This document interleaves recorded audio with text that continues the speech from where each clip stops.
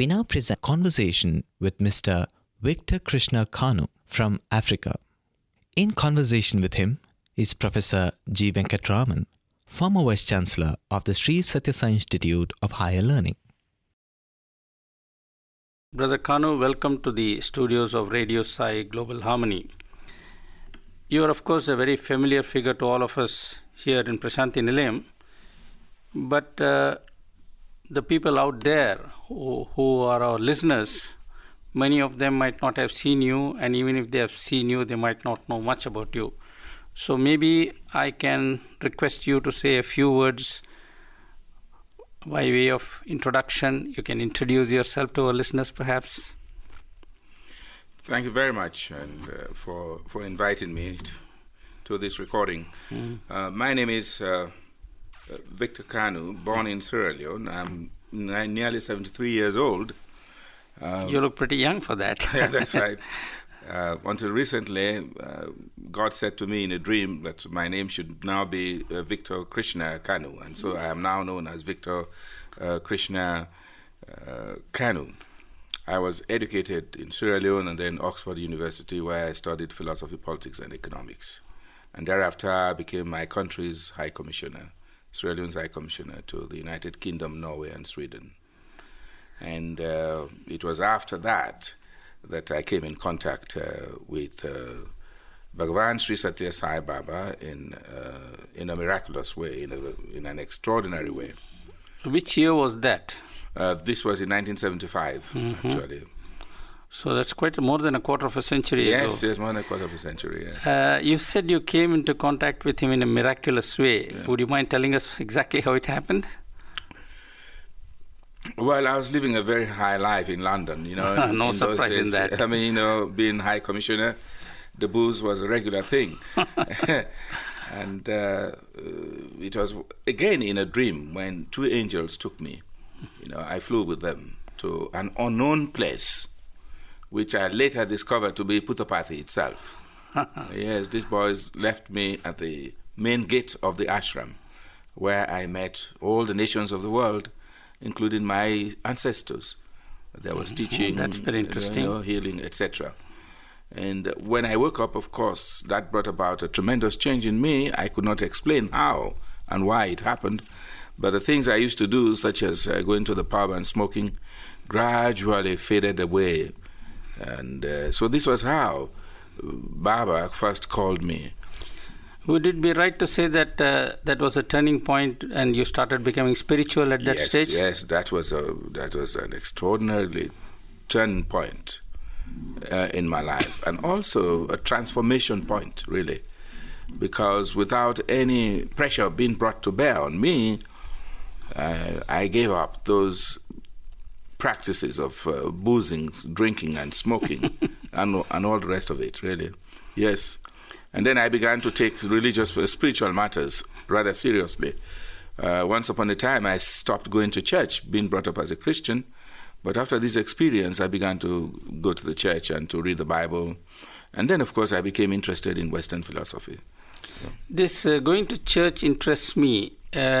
You say you were attracted to Baba, but you went to church. You didn't see any contradiction in that. I saw no contradiction. In fact, the more I came to know Baba, the better I became as a Christian. I gradually loved Jesus Christ more so than ever before, and I understood the Bible more so as a result of my contact with Sathya Sai Baba. That's very interesting, because we have often heard people belonging to other faiths, Swami telling them, be a good Christian, be a good Muslim, be a good Jew, and so on and so forth. He doesn't want people to change their religious affiliation and profession. Well, to my knowledge, he's the only one in the whole world, really, that has done that. That although he has such immense powers, immense influence, and yet he tells people to stay where they are.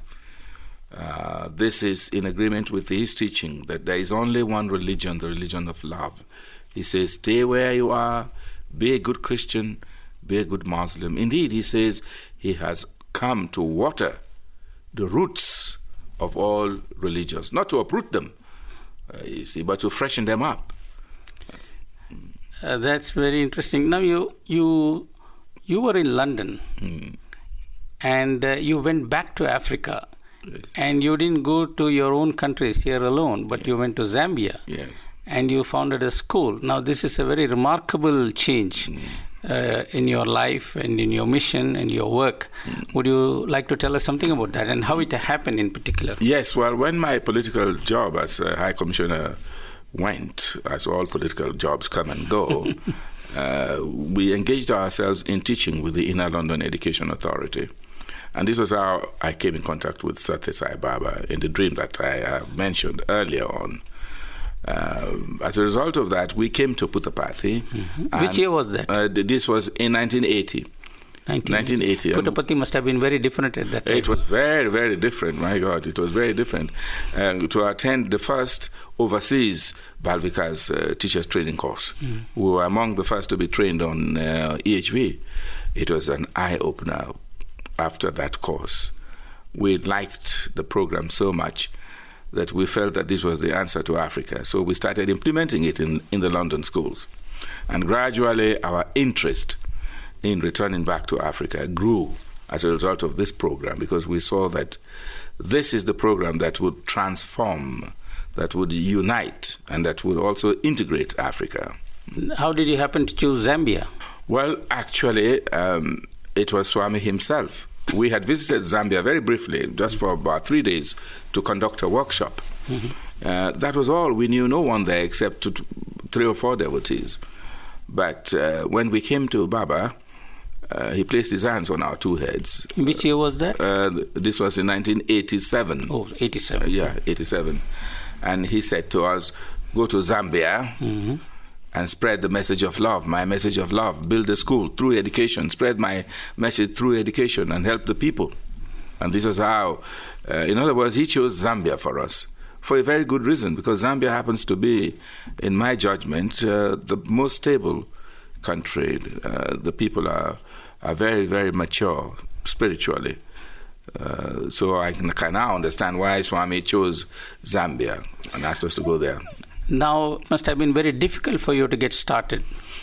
Yes. Starting a school in a country which you are not familiar with, and you must have been short of resources, physical, financial, yes, and manpower resources. Yes.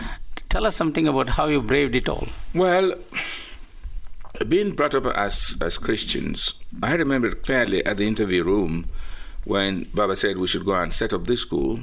My wife was brave enough. I wasn't brave enough at all, but she was very brave. She turned to Baba and said, but Baba, how about funding?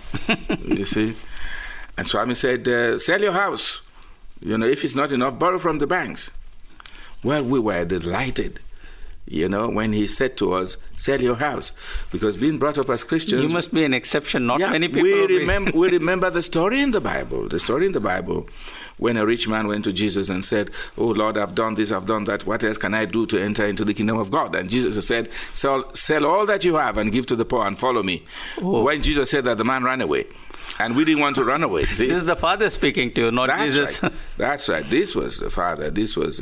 we were so thrilled that Sathya Sai Baba, whom we believe to be God incarnate, and he is God incarnate. Not that he could not have given us funds, yes, but that was a test for us. We knew that straight away, and we did exactly as he wanted us to do. You know, and we were not afraid at all. The country was new, but we remember the stories of Hanuman and the Vanaras and great disciples, how they went to distant lands. The Lord was with them.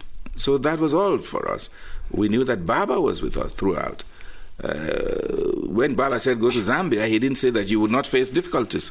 Oh, of course. No, difficulties are part of life. It's my experience that when you do God's work, you face more difficulties. You face more difficulties, more tests. Exactly. And we enjoyed every bit of them. We knew that this was the Lord testing us, yes.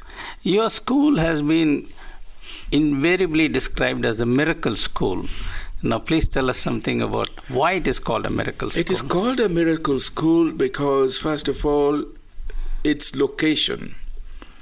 The school is located in a disadvantaged area of Ndola, in the townships. Townships are usually places with very poor infrastructure.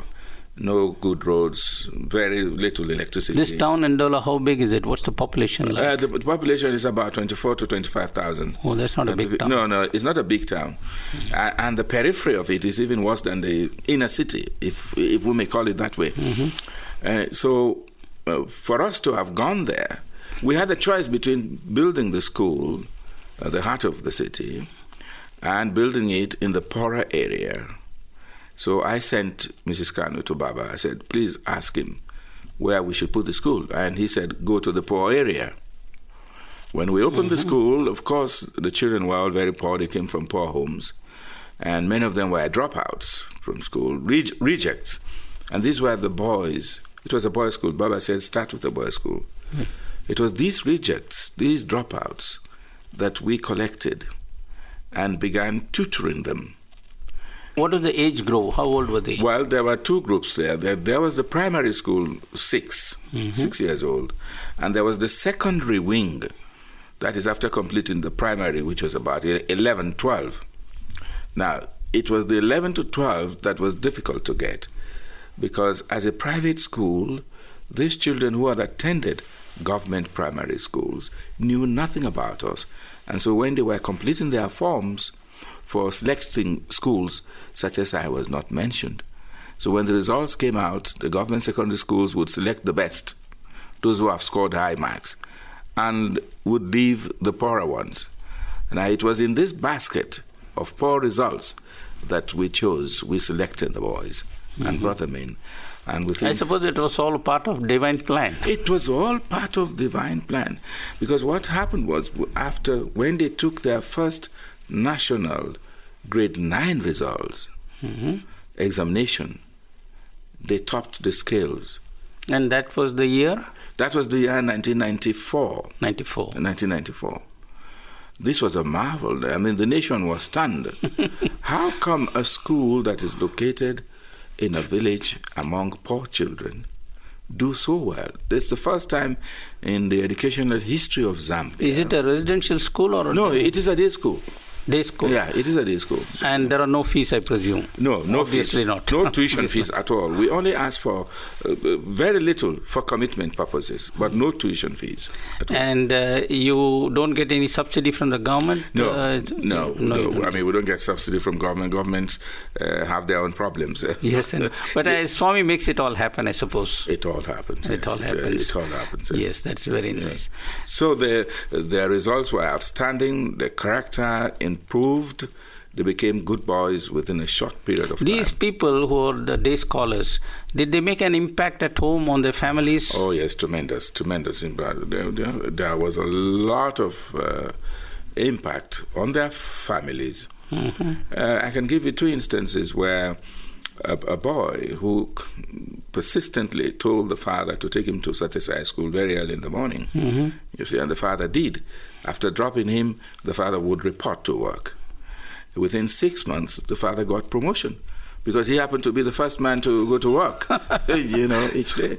Also, a managing director who was the last to go to work began dropping his child very early in the morning at Sathya Sai school. And so he became the first person to go to the offices. The attendances, the lateness reduced. Yes, a lot of impact they did have. There are so many testimonies from parents, also from the other children. Yes, boys who never used to study, they would tell the others to study. They would tell the others not to make noise. Once your boys started getting good grades and topping in the examinations, I suppose that began to attract good students also to your school? Yes. In fact, when we opened the school in 92, there was only one car, one parent who dropped a Muslim boy. Today, you'll have about 30 to 40 vehicles of all sorts, including Land Cruisers, from town, bringing their children. You mentioned a Muslim boy. That means people of different faiths attend your school? Yes, they do. In fact, 98% are all Christians. Oh, I see. Both teachers and pupils. Yes. And the language of instruction is English? It is English. It is English. And you prepare the students for the state or Cambridge or some other examination? No, we prepare them for the state, for the national examinations. Up to grade 12. Yes. Thereafter, we prepare them for the Cambridge. Yes, we used to have something like that called Senior Cambridge. Senior Cambridge, that's right, for the Senior Cambridge. They now call it advanced level. Has any student passed out and got employed, having gone through your school? Many have gone to university. Swami sent 11 of them 3 years ago to be trained as teachers. They are out and they are now involved in teaching. Many are engaged in banking, in the police forces, And I suppose wherever they are, the employers are happy with them. The employers are happy. These are the reports we receive. They find them different. Okay. Have other people tried to copy your schools or take lessons from you? Good heavens, yes. We work on Saturdays as well. Yes. When we went to Ndola, no school opened on Saturdays.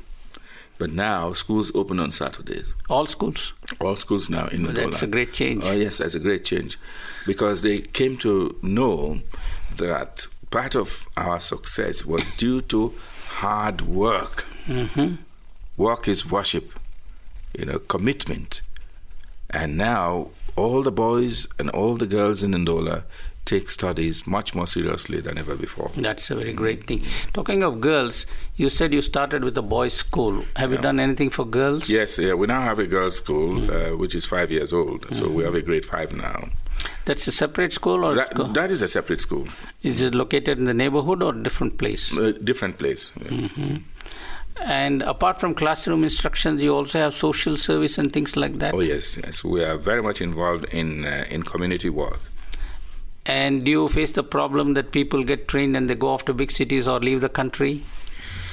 Not very much, because the school is still young. That's good to hear. That's good, because you must pay back to your society. Yeah. Yes, I want you to tell us something about what you're doing for proper utilization of water resources in Africa. I heard you speak about this last year in the Sai Hall, and this was something totally new and breathtaking also. And I'm sure everyone would be very interested in hearing you. Well, this is a United Nations project, the United Nations Center for Human Settlement Habitat project. Yes. They call it water education in African cities. Why is water education? Well, there are many reasons for this. Firstly, the population of Africa a century ago was about 150. Now it is 875 million. 150 million is against 875 million people now, presently. And according to estimates, in the next 20, 25 years, will be 1.5 billion people on that continent using the same water resources, the same rivers, the same lakes. Perhaps more polluted than before. More polluted. Countries sharing the same river basins and the same lakes. Already there are conflicts, there are riots, there are water riots. And as you know, there have been water wars in history. Yes, I know. Yes, and there can be water wars also in Africa. In fact, water would become a major issue for peace and stability in the continent. Oh, throughout the world, I presume. Yeah. But the point is this, that it has to do with a change of attitudes. It is an attitudinal change. The way people perceive these natural resources, a change of heart, proper management of these resources. Using the traditional human values of caring for resources, of solidarity, of cooperation, of tolerance in the midst of scarcity.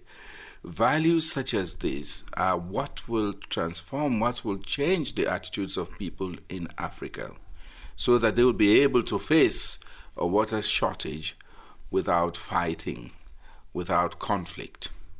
This is the essence of this water education project. Now, how did you and the UN come together on this? That is very interesting to hear. Well, the UN has tried many methods, mainly technological methods. The supply of water, they are good at that. the provision of equipment, etc., and technicians. But in spite of these, there is still a water problem because water is wasted. A lot of water wastage. A lot of indiscipline also. Inefficiencies. Take, for example, illegal connections, tampering with meters. And the few who are rich using more water than the poor. Yes. I mean, for example, in Johannesburg, a family would use about 200 liters of water a day for washing the cars and the gardens. Whereas in the neighboring area, a family would hardly have 20 liters of water a day. Mm-hmm. So you have this problem of, especially in urban areas, where people have lost their traditional values. Mm-hmm. So the United Nations found that by bringing in human values into the water education component, this would help in the... How did they make this discovery? Well, they made this discovery, I suppose, they are a big institution. They had about the African Institute of Sathya Sai Education in Ndola. Look, it is the only institute of its kind in Africa that specializes in human values education. That is the offshoot of your earlier school. That's right. That's right. That specializes in human values education. So I was invited to an expert group meeting in April this year in Johannesburg, when experts from all over Africa were called to this. It was a meeting organized by the UN. Yes, this was organized by the UN. And there were many papers that were presented. Among them was mine. And the theme was water education, a human values approach. This was the theme of the paper. And they liked it so much that they unanimously adopted it, as a possible solution, as something that would complement, that would support existing methods that I employed. After that, I was asked to present a similar paper to a special session of the United Nations General Assembly. In New York. Which this was on the 6th of June, which I did. And the paper also was well received and recorded in the UN records. Then I was asked to chair a sub-regional meeting of African countries in Ndola and another one in West Africa, including some French-speaking African countries. And after that, now they have given me a consultancy. I've signed the contract to be their consultant for integrating human values in water education in the curriculum of schools in Africa, starting with 6 countries, Ethiopia and Kenya and Zambia and Ghana, Senegal, and Ivory Coast, to examine the syllabuses of all these countries and to see where there are gaps as far as values, human values education is concerned.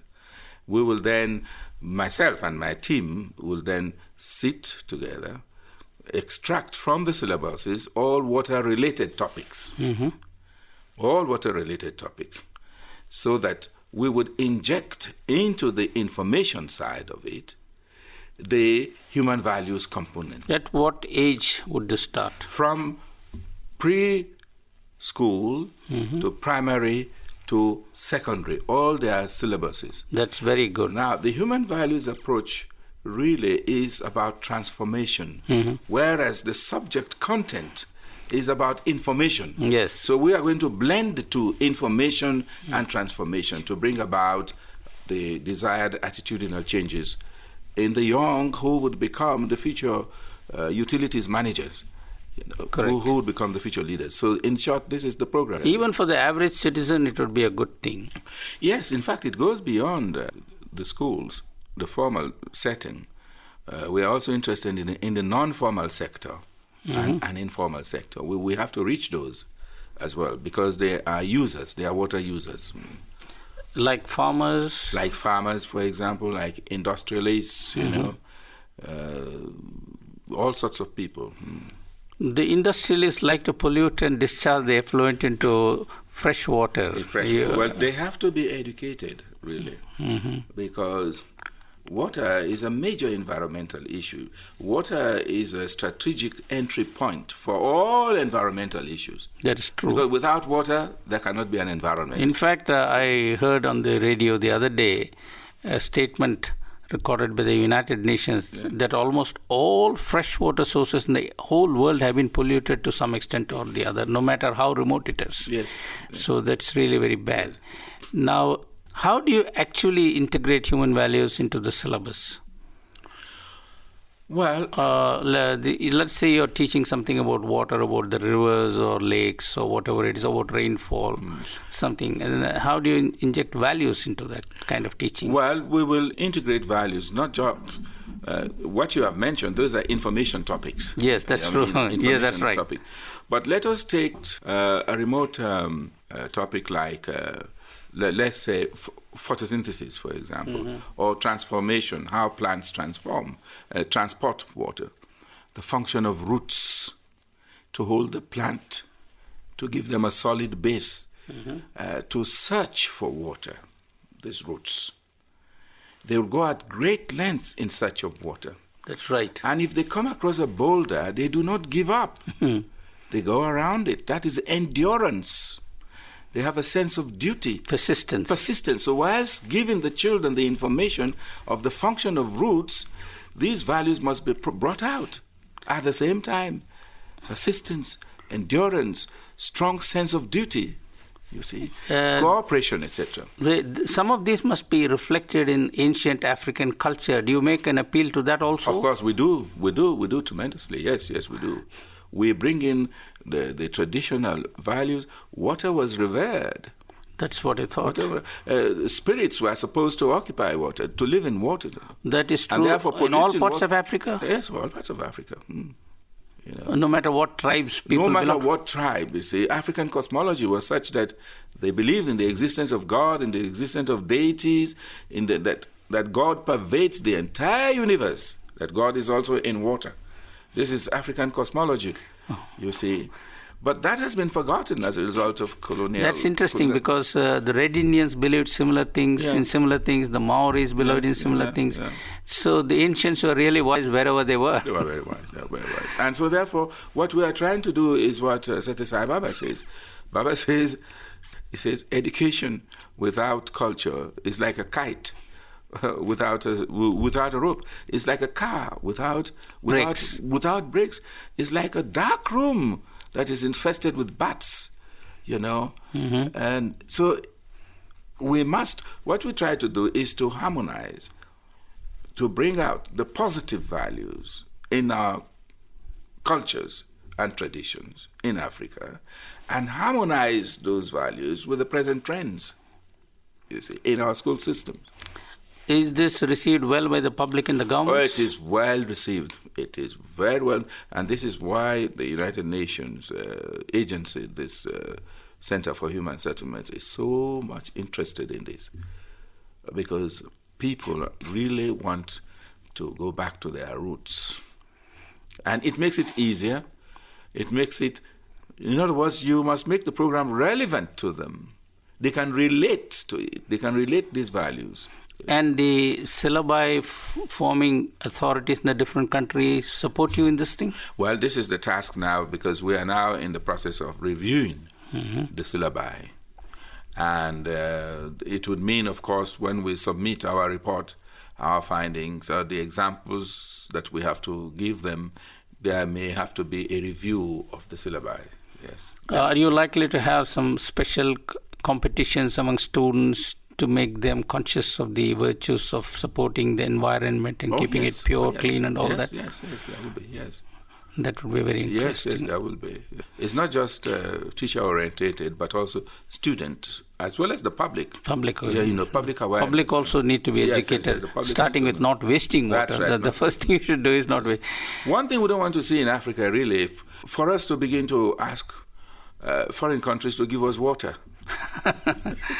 At present, we ask them to give us dollars. But it would be a tragedy if we get to the stage where we have to say, look, we don't have clean water. Please send it to us.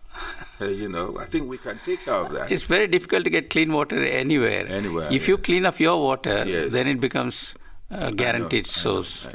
I know. now there is the other thing that you must not only keep the environment clean, but you must also know how to use it efficiently, because the population has increased several times and the water quantum available remains the same. That's right. You're taking steps towards that also. Yes, hence we say be water wise and water efficient.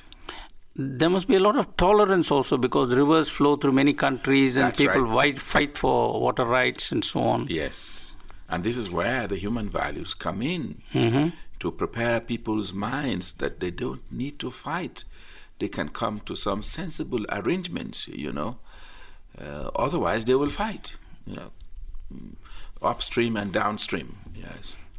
That is happening all over the world. That is happening all over the world, yeah. So now what is going to happen next in this wonderful program that has just got started? Well, first we have to examine the syllabi, as I said earlier on, extract all water-related topics, syllabi from preschool, primary, and secondary, all disciplines. And then we submit our findings and our suggestions to the United Nations, who will then submit these to the respective governments, to the respective curriculum development centers in the various African countries. Yes. And when it is submitted, it will be made mandatory in all schools. Oh, well, of course, yes. Mandatory by the government itself. Yes. Because the government will see the wisdom of adopting such a policy. I hope they will. Yes, the beauty of it is that bringing in human values into the school curriculum really does not involve extra time. It does not overburden the curriculum. I'm not surprised. You just have to remind the people of their culture. Of their culture, that is all. And it is cost effective. It does not require elaborate materials at all. So, because this is one of the things that people usually worry. That's why human water education, what is it again that is coming? Another item being added to the already overburdened. And how much is it's going to cost? And how much is going to cost? Okay, so there's no burden, there's no cost. No burden, no. On the other hand, you will benefit. You will benefit. That's very good. This is the message we're putting across. This is a very wonderful thing to hear about, and maybe next time you come here, you will have more interesting things to tell us about this. Yes. And after water, what next? Air? Well, after water, I believe you can take the rest of the environment. The rest of the environment. You can take social problems, you see, like early pregnancies, like breakdown of marriages, AIDS, intolerance, a lot of social issues.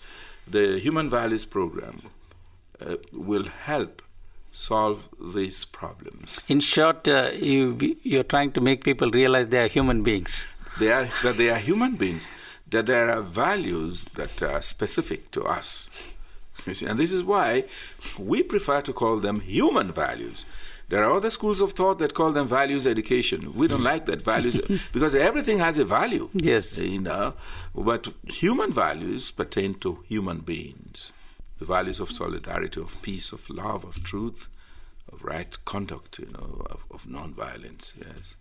So thank you for sparing so much of your time, and I really enjoyed talking to you, and I hope through this broadcast our listeners will come to know more about what's happening there, and I really hope you will set the pace for the entire world for a change. Let this thing start, revolution start in Africa. Why should it always start in some other part of the world? Yes. And what you're doing, I think, is going to be very, very important, because I've heard people say that the wars in this century will be not wars fought for oil, not for land, but for water. May that not happen, thanks to your Human Values Program. Let that be our prayer to our beloved Swami.